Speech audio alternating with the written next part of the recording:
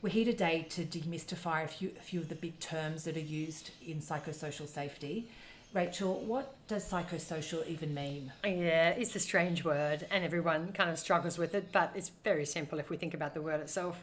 The first part, psycho, really refers to our individual psyche or individual psychological state. And the second part of the word, social, really refers to our social environment. In this case, we're talking about at the moment, the workplace. So the impact of the workplace social environment on our individual psychological state. Another really big term that we hear quite a bit in the media and in the press is psychosocial hazard. What is a psychosocial hazard?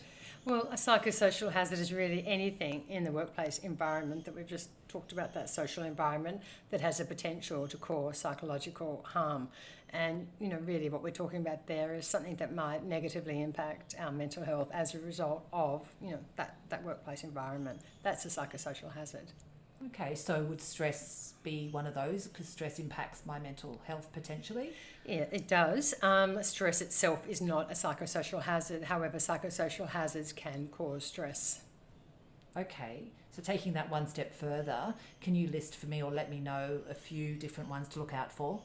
A few different psychosocial hazards. Yes, There's quite a long list of them, but just to name some, excessive job demands, or job demands which may be excessive or actually not excessive enough.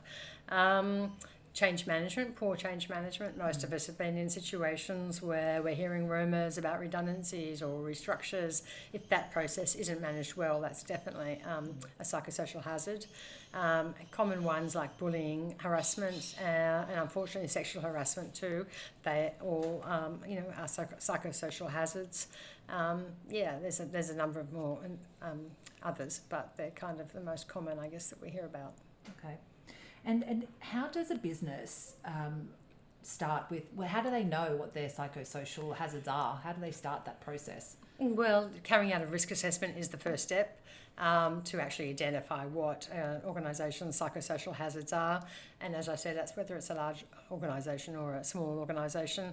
So the risk assessment really allows them to pinpoint and identify, where they're at risk of having psychosocial risk.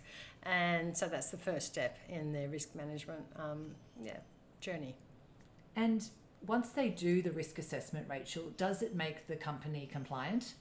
No assessment itself is going to make a company compliant because of that fact that it is just a process of actually uncovering and discovering what hazards a company does have.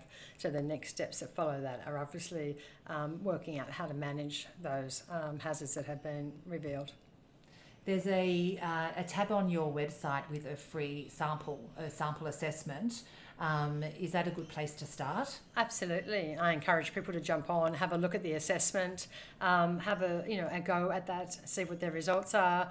And I love talking to people about their results. So feel free to, take advantage of the complimentary Zoom call that I'm offering there to, get in touch and talk.